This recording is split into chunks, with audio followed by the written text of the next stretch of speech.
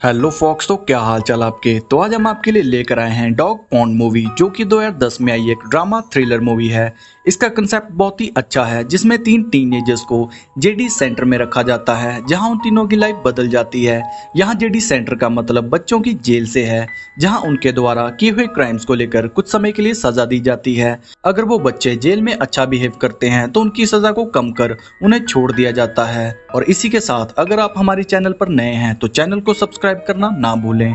तो चलते हैं मूवी की स्टोरी की तरफ। कहानी की शुरुआत में हमें दिखाया जाता है डेविस को, जो कि 16 साल का है, जिसको सस्ते नशों की लत है।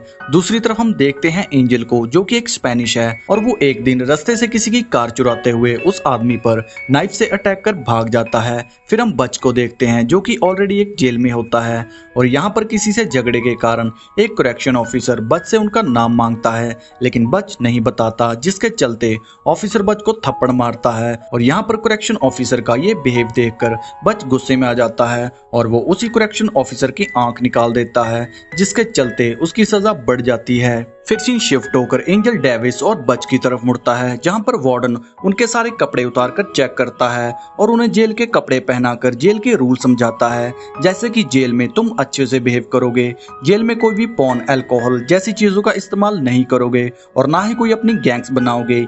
यहाँ पर तुम्हें ऑफिसर गुडियर ट्रेन करेंगे, और जो भी यहाँ से रिलेटेड कोई प्रॉब्लम या फाइट होगी वो तुम ऑफिसर गुडियर से शेयर करोगे और वो मुझे रिपोर्ट करेंगे। इसके बाद यहाँ ऑफिसर गुडियर आता है, जो कि हमेशा की तरह लेट पहुंचता है, और वो अपनी थोड़ी सी रामायण सुनाकर सबको अपना अपना सामान उठाकर सेल में जाने को कहता है। सेल में आते ही गुडियर बच, डेविस और एंजल को समझाता है कि जितना तुम अच्छा बिहेव करोगे उतनी जल्दी ही तुम्हें यहाँ से बाहर जाने में आसानी होगी, इसलिए थोड़ा कायदे में रहना। फिर सीन शिफ्ट होता है, जहां हम सभी को खाना खाते हुए देखते हैं, और यहीं पर हमें बैंक को दिखाया जाता है, जो कि बच को थोड़ी उंगली करता है, लेकिन बच इसे इग्नोर करता है और जाकर मैक्स के साथ बैठ जाता है, जो कि उसे बैंक से दूर रहने को कहता है और कहता है कि मुझे एड्स है, जिसका कोई सेंस नहीं बनता, मतलब हमारे लिए नहीं। खैर, इसके बाद रूटीन के हिसाब से दिन बीतते रहते हैं। एक दिन डेविस के पास बैंक अपने साथियों के साथ आता है, जो कि डेविस से पूछता है कि तुम कितने टाइम से यहाँ हो।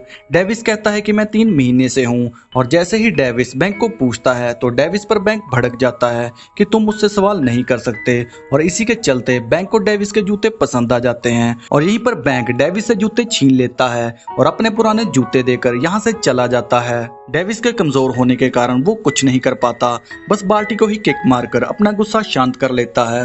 दूसरी तरफ गुडियर आकर बच को जल्दी काम खत्म करने को कहता है, और यहीं पर बैंक अपने साथियों के साथ आकर बच पर थूककर उसे बुली करता है, लेकिन उल्टा गुडियर बच को ही डांटने लगता है कि जल्दी काम खत्म करो।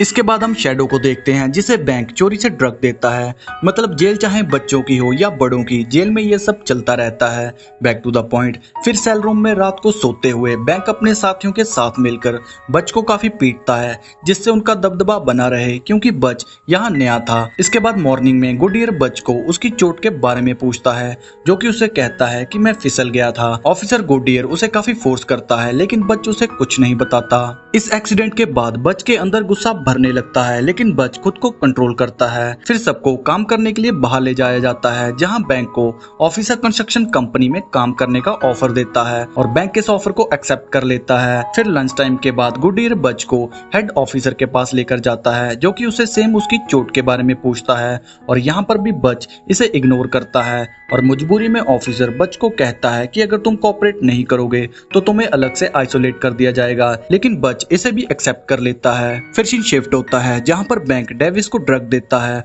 और उसके ड्रग लेते ही डेविस एक अलग स्टेट में चला जाता है, जिसके चलते बैंक और उसके साथी डेविस को बुली करते हुए उसके फेस पर मार्कर से उल्टे सीधे टैटू बना देते हैं। लेकिन थोड़ी देर बाद डेविस खुद को संभालते हुए बाहर आ जाता है, जहां गुडियर डेविस को कंट्रोल करता है और उसे शावर से निकालने के बाद आइसोलेट कर दिया जाता है, जस्ट लाइक बच। और अपने दोस्त की हालत देखकर बच और भी गुस्से में आ जाता है। इसके बाद दिन बीतने लगते हैं, और रूटीन की तरह ड्रग्स जेल में आना जाना शुरू हो जाता है, यानी कि सिचुएशन पहले की तरह नॉर्मल होने लगती है, लेकिन बच के माइंड में कुछ और ही चल रहा होता है। फिर वो दिन आ जाता है जहां बच और एंजल को आइसोलेट सेल से बाहर निकाल दिया जाता है। दूसरी तरफ डेविस को बैंक के साथ ही लोनी बुली करते हैं जो कि अपनी हदें पार कर देते हैं और उसी टाइम यहाँ पर बच आता है जिसे देखकर एंजल समझ जाता है और वो कपड़े से सीसीटीवी कैमरा कवर कर देता है, जिसके बाद बच उनमें से एक को बुरे तरीके से तोड़ता है और दूसरा डर कर बच को बैंक की लोकेशन बता देता है। इसके बाद बच बैंक को ढूंढकर बुरी तरीके से मारने लगता है और अपना सारा गुस्सा वो बैंक का मुंह तोड़कर निकालता है। फिर बच डेविस को भी अपना बदला लेने को कहता है, लेकिन डेविस अपने जूते लेकर भाग जाता है। फिर सीन शिफ्ट होता है जहां पर ऑफिसर को दो टूटे हुए कैदी मिलते हैं, यानी कि बैंक और उसका साथी, और इसका सीधा शक बच पर जाता है, जिसके चलते गुडियर आकर बच को इसके बारे में पूछता है, लेकिन बच इससे साफ इनकार कर देता है और गुस्से में आकर गुडियर बच को पुश करता है, जिससे बच और गुस्से में आ जाता है। इसके बाद सभी की फैमिली उन्हें मिलने के लिए आती है, जिनमें थोड़ी इमोशनल बातें होती हैं और बच यहाँ ओवर पावर कर सभी चीजें अपने कंट्रोल में ले लेता है, जहाँ तक कि ड्रग्स और पैसे भी। फिर थोड़े दिन बाद गुडियर आकर बच को हेड ऑफिसर के सामने प्रेजेंट करता है, जो कि बच को उसका प्लान पूछता है। बच उसे कहता है कि मैं यहाँ से बाहर जाकर सर्कस स्कूल ज्वाइन करूंगा। सर्कस स्कूल यानी जहाँ बहुत से आर्ट सिखाए जाते हैं। खैर हेड ऑफिसर बच को कहता है कि जिस ऑफिसर पर तुमने अटैक किया उसके अलावा और भी बहुत सी रिपोर्ट तुम्हारे खिलाफ हैं, लेकिन इसके बावजूद तुम 2 हफ्तों में यहाँ से छूट जाओगे।